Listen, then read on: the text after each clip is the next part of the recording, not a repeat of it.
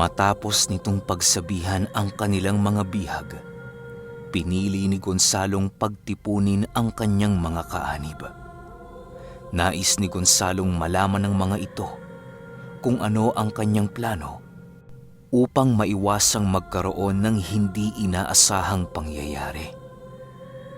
Nang nakapagtipo na ang lahat, agaran din namang inumpisahan nila Sulay ang mga nais sabihin ng kanilang pinuno.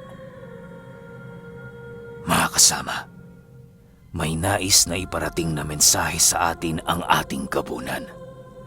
Pakinggan nyo ito ng maigi, nang sa gayoy maunawaan ninyo ang lahat ng nais iparating ni Ginoong Gonzalo. Wika ni Sulay. Nang marinig ito ng kanilang mga kaanib, ninais ng mga ito na maging tahimik upang maumpisahan na ang kanilang pagpupulong. Ilang minuto pa ang lumipas, napansin ni Gonzalong handa nang makinig ang lahat, kung kaya't doon na niya inumpisahan ang kanyang mga nais sabihin. Mga kaibigan, kaya ko kayo tinipon ngayong gabi upang makapagbigay kayo ng inyong sariling opinyon tungkol sa aking sasabihin. Nais kong palayain at ibalik sa baryong kanilang pinagmulan ang mga taong kasalukuyang nakakulong dito sa ating baryo. Kung may tututol sa aking suhestyon, ay huwag kayong magdalawang isip na ito ay sabihin sa akin. Napaka-importante ng inyong partisipasyon ngayong gabi upang maging malinaw para sa akin ang aking gagawin. Wika ni Gonzalo. Dahil sa sinabi ni Gonzalo, pinili ng kanyang mga kaanib ang mag-usap-usap tungkol sa kanyang mga sinabi. Ilang minuto pa ang lumipas, biglang tumayo ang isa sa mga ito at nagwika ng, Ginoong Gonzalo, hindi ba masasama ang mga taong nakakulong sa hawla? Bakit pa natin ito palalayain? Hindi ba't nakasaad sa batas ng ating angkan na maaari nating pahirapan at patayin ang sino mang taong merong bahid ng kasamaan? Marahil ay tama ka dyan sa iyong sinabi, Ginoo. Ngunit ang ilan sa mga kabataang ating kinulong ngayon ay hindi pa gaanong mulat sa realidad ng mundo. Kagaya ng ating mga supling, marami pang mangyayari sa kanila na maaaring makapagpabago ng pananaw nila sa buhay. Magtiwala kayo sa akin dahil sinisigurado ko sa inyo na tama ang desisyon ko. Sagot naman ni Gonzalo. Matapos niya itong sabihin, tanging pagbubulungan na lamang ng kanyang mga kasama ang kanyang mga narinig. Hinahayaan niya na lamang ang ganoong uri ng pangyayari upang malayang makapag-isip ang kanyang mga kasama. Sa paglipas lamang ng ilang minuto, tuluyan na ngang nakapagdesisyon ang mga ito. May tutol pa ba sa nais mangyari ni Ginoong Gonzalo? Wika ni Sulay sa kanyang mga kasama. Nang mapagtanto nilang wala nang nais sumagot sa kanyang tanong, pinili na lamang nilang tapusin ang kanilang pagpupulong. Sa paglipas ng araw at linggo, maraming ginawa sila Gonzalo sa mga taong ikinulong nila sa hawla. Ang karamihang ginawa nila sa mga ito ay puro pagbibigay ng mga payo kung paano nila maitutuwid ang kanilang mga buhay. Binigyan din ito nila Gonzalo ng mga masasarap na pagkain sa bawat araw na dumaraan upang kahit papaano'y maging masaya ang kanilang pananatili. Nang maramdaman nila Gonzalong muli nang naibabalik nila ang mga ngiti sa mga labi ng kabataang yon, doon na nila napagtantong iuwi na ang mga ito sa kanilang baryo. Habang sila ay naglalakad pabalik sa habian ng Abanico, maraming iniwang payo dito si Gonzalo. Kahit papaano, napamahal na din sa kanya ang mga kalalakihang yon, kung kaya't matindi rin ang ginawa nitong pakikinig sa lahat ng kanyang sinabi. Bago pa man nila ito tuluyang pakawalan, nag-iwan si Gonzalo dito ng isang huling mensahe. Pasensya na kayo kung naging mapait ang sinapit ninyo sa aming baryo. Ginawa lang namin ang lahat ng bagay na yon upang maitama ang maling landas na tinatahak ninyo. Sana sa mga oras na makabalik na kayo sa inyong pamilya, ay palagi niyong dalhin ang mabuting pag-uugaling ipinamulat namin sa inyong pagkatao. Humayo na kayo dahil hinihintay na kayo ng inyong pamilya. Wika ni Gonzalo sa mga ito. Nang marinig ito ng mga kalalakihan, halos hindi nila maikubli sa kanilang mga pagmumuka ang labis nilang pagkatuwa. Ang ilan sa mga ito ay nagawa pang yakapin si Gonzalo upang makapagpaalam. Matapos nilang mag-usap, pinili ng mga itong maglakad na ng dahan-dahan patungo sa kani-kanilang mga tahanan. Kasabay ng paglisan ng mga ito ay ang pagbalik din nila Gonzalo sa kanilang baryo. Dahil wala naman silang gagawin noong mismong gabi, pinili nila Gonzalong pagmasdan na lamang ang dilim sa paligid habang naghihintay ng bukang liwayway. Sulay, wala ka bang planong mag-asawa? Tanong ni Gonzalo. Asawa? Hindi na ako siguro aabot dyan sa puntong yan, Ginoong Gonzalo. Mas nanaisin ko pang mag-isa sa buhay kesa naman meron akong aalalahaning pamilya. Yan ang sarili kong pananaw, Ginoo, kung kaya't ayokong malagay sa ganyang sitwasyon. Sagot naman ni Sulay. Sabagay, mas mabuting ang ganyan, Sulay. Alam kong malakas kang tao, kung kaya't hindi mo nakakailanganin ng makakatuwang sa buhay. Tsaka, nandito naman kami, kaya ayos na yan. Nang marinig ito ni Sulay, tanging pagtawa lamang ang naisagot nito. Nang sumapit na ang umaga, pinili nilang makababa na ng bundok upang maihatid na si Gonzalo sa kanilang tahanan. Sa paglipas ng linggo, habang abala si Gonzalo sa kanyang paghahabi ng abaniko, biglang napabisita sa kanilang tahanan si Pio Carpio. Oh, Tio Carpio, napadalaw ho kayo ngayong gabi. Wika ni Gonzalo. Pasensya ka na, iho. Ngayon lang kasi nagkaroon ng libreng oras. Kumusta na kayo? Sagot naman ito. Kasabay ng pagwika ni Pio Carpio ay ang pag-upo nito sa kinaroroonan ng kanyang pamangkin. Habang sila ay nag-uusap, panay naman ang ginagawang pakikinig ni Nognog sa dalawa. Sa pagtagal ng kanilang usapin, doon na pagtanto ni Gonzalo na meron na naman silang gagawing misyon. Iho, tutungo ako ng talusan sa mga susunod na araw. Magagawi ako sa lugar na yon, gawa ng may mga mensaheng nakarating sa akin tungkol sa mga kaganapang nangyayari sa lugar na yon. May iilan na sa ating mga kaanib ang napaslang, kung kaya't labis ako doong kinakailangan. Kung libre ang oras mo, iho, nais sana kitang isama. Wika ni Pio Carpio. Nang marinig ito ni Gonzalo, halos hindi agad siya nakapagsalita sa sinabi ng kanyang tiyuhin. Kasabay ng pag-iisip noon ni Gonzalo ay ang pagtingin niya kay Nognog habang nakaupo sa kanyang tabi. Ilang minuto pa ang lumipas, sumagot naman si Gonzalo ng, Kung yan ang nais mo, Tio Carpio, labis kong ikagagalak ang pagsama sa iyo. Parte na din ng responsibilidad ko ang tumulong sa mga kaanib natin, kaya hindi ko ito maaaring talikuran. Sagot naman ni Gonzalo. Kasabay ng pagwika ni Gonzalo ay ang pagbigay ni Pio Carpio ng mga impormasyon tungkol sa nangyayaring kaganapan sa talusan. Ayon kay Pio Carpio, nakasalukuyang nagkakaroon ng digmaang espiritual sa pagitan ng mga albularyong kanilang mga kasama laban sa isang grupo ng mga mambabarang.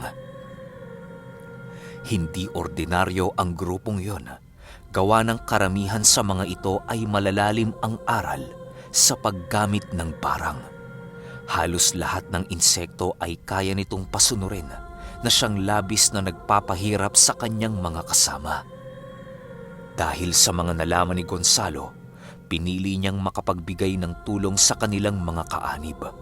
Maayos siyang nagpaalam sa kanyang mag-ina upang kahit papaano'y hindi ito makaramdam ng sama ng loob sa kanyang paglisan. Sa paglipas ng araw, muli na namang nag-umpisang maglakbay ang magtiyuhin. Bale sa pagkakataong ito, silang dalawa na lamang ang magkasama patungong talusan. Hindi naman ito naging problema kay Gonzalo sa kadahilan ng labis ang kanyang pagtitiwala sa kanyang kakayahan. Ang tanging gamit nila noon sa kanilang paglalakbay ay isang kalabaw na merong hila-hilang kangga. Sa pag-alis nila sa Ulutanga, napakaraming ibinili ng asawa ni Gonzalo sa kanya. Nang makalayo-layo na sila sa baryo, muli na naman silang nadapo sa daang walang katao-tao. Habang sila ay naglalakbay, muling nanumbalik ang mga alaala ni Gonzalo noong mga panahong naglalakbay sila sa Siraway. Tio Carpio, parang nakakapanibago ho ang ating paglalakbay ngayon ha. Kung sana, nandito lang sila Samuel, edi sana masaya ang pagtahak natin sa daan, patungong talusan. Wika ni Gonzalo. Huwag kang mag-alala, iho. Magiging masaya ang paglalakbay natin kahit tayong dalawa lang. May mga bagay din akong ipapakita sa iyo sa paglalakbay nating ito. Sagot naman ni Pio Carpio. Habang binabagtas nila ang walang katao-taong daan, panay ang pagmasid ni Gonzalo sa buong paligid. Nais niyang ilibot na lamang ang kanyang paningin sa daan upang hindi siya makaramdam ng pagkaburyong. Sa pagsapit ng hapon, napadaan sila sa isang malawak na talahiban na merong mga bukirin sa paligid. Napakasarap ng simoy ng hangin sa lugar na yon at madadamo mo talaga ang labis na kagandahan ng kalikasan.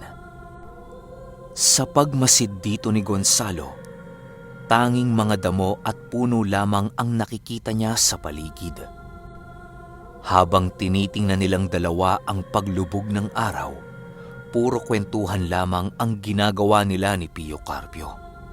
Marami silang natalakay na mga usapin tungkol sa mga kaganapan sa nakaraan.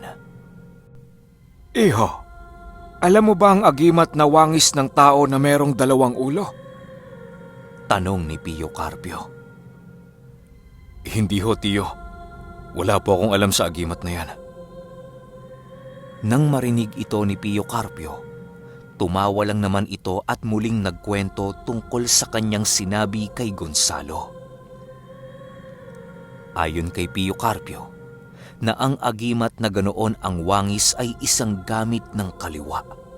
Nabubuo ang gamit na yon ng taong may pagmamalabis na makaganti o makapanakit ng kanyang uri.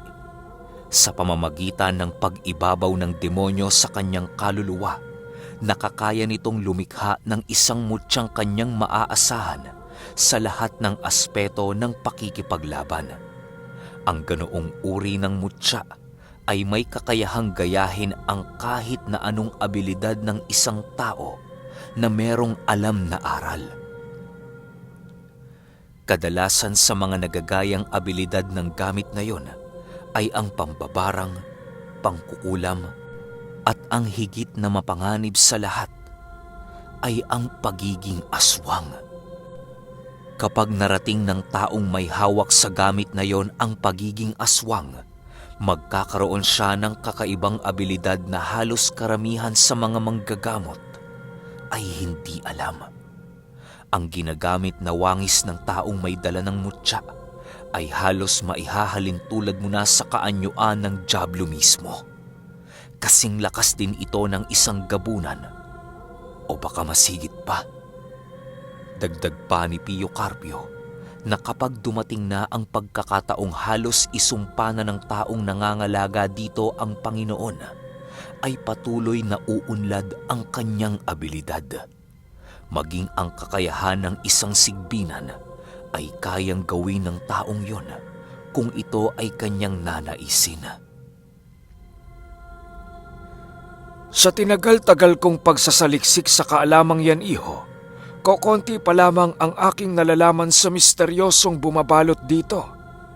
Ang pagkakaalam ko na ang agimat na yon ay binubuo ng dimen-dime ng isang taong merong pagmamalabis ng paghihigante.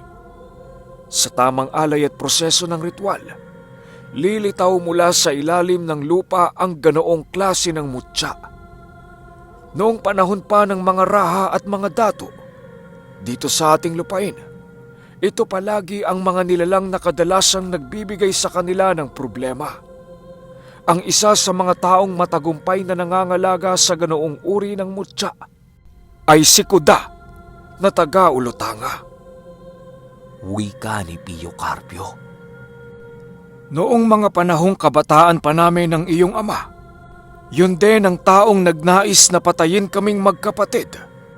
Sa pagnanasa nitong makuha ang bertud ng ating ama at aral sa kaliwa ng ating ina, ninais nitong kunin ang lahat ng libretang maaaring makapagbigay ng impormasyon sa kanya kung paano bumuhay ng isang diablong mataas ang posisyon sa impyerno.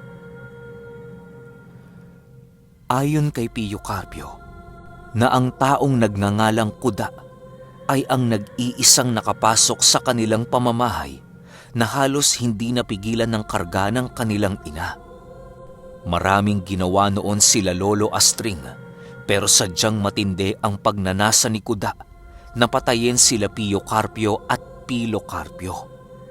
Dagdag pa ni Pio Carpio na noong sumapit ang Biyernes Santo, ilang dekada na ang nakakaraan, ay maraming nangyaring kaganapan. Habang abala sila sa paghahanda ng Semana Santa, panay naman ang pagpaparamdam sa kanila ni Kuda. Isa na itong aswang noong mga oras na yon, gawa nang naabot na niya ang pinakamataas na antas na maaaring maibigay sa kanya ng kanyang taglay na mutya ng kaliwa. Kapag sumasapit noon ang takip silim, pagtungtong pa lamang ng 6:00 ay panay na ang pagpaparamdam sa kanila ni Kuda. Kung ano-ano ang ginagawa nito sa kanilang bahay na halos umabot na sa punto na pinagbababato na nito ng putik ang kanilang bubong. Nang hindi na ito matiis ng kanilang ama, pinili nitong harapin na lamang si Kuda upang matapos na ang ginagawang panggagambala nito sa kanila. Tumulong na dinoon si Lola Astring upang madali nilang magapi ang demonyong pumapaloob sa katauhan nito. Habang papalalim noon ang gabi, rinig na rinig nila Pio Carpio ang pagtatalo ng magkabilang panig. Sa paghalinghing ng gudor ni Lola Astring ay ang paghalinghing din naman ng gudor ni Kuda. Gulat na gulat noon sila Pio Carpio, gawa ng hindi nila lubusang akalain na ang taong yon ay merong kakayahang tumawag ng ganoon kataas na uri ng engkanto. Dala ng kuryosidad nila Pio Carpio, pinili nilang magmasid sa buong paligid. Sa pagsipat nila sa siwang ng kanilang dingding, doon nila nasilayan ang kakaibang gudor na nasa likuran ni Kuda. Rinig na rinig din nila ang pag-uwika nito ng, "Wala kayong kakayahang talunin ako, Astring. Lahat ng taglay niyong abilidad ay kaya kong gayahin. Mas mabuting hayaan niyo na lamang na makuha ko ang aking mga nais upang hindi niyo maranasan ang pait ng impyerno. Ibigay niyo ang kailangan ko at sisiguraduhin kong makakaligtas kayo ng buhay sa gabing ito." Dahil sa boses noon ni Kuda, hindi noon napigilang makaramdam ng takot ni Pio Carpio. Sa kanilang dalawa kasi, siya lamang noon ang matatakutin sa mga bagay na hindi niya lubusang maunawaan. Matapos makapag-uwi ka noon ni Kuda, pinili nitong pasugurin ang kanyang gudor na ibang-iba sa kaanyuan ng gudor ni Lola Astring. Paglalarawan dito ni Pio Carpio na ang gudor na yon ay nababalot ng isang napakakapal na maitim na usok sa kanyang buong katawan. Kitang-kita din ang mga magkakahiwalay nitong tadyang sa katawan, maging ang tumitibok nitong puso. Naglalaway din ng isang napakalapot na likido ang bunganga nito na halos hawig na hawig talaga sa isang kabayo. Nanlilisik din ang mapupulang mata nito nang masipat ito ni Pio Carpio. Dagdag pa niya na ang nakita niyang nilalang noong mga oras na yon ay hindi lang isang ordinaryong gudor na kanilang alam.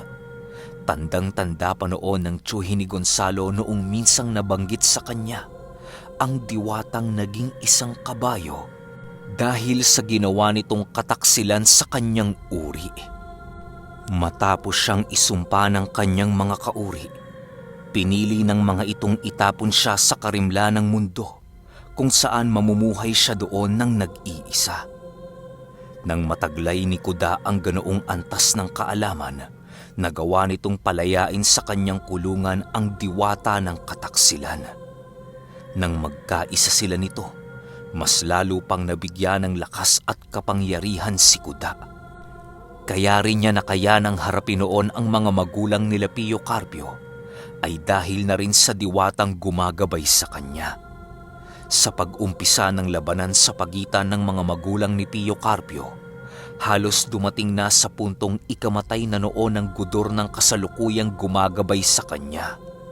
Marami itong natamong malalalim na sugat sa labanan, gawa ng napakalakas ng gudor na nasa pangangalaga ni Kuda.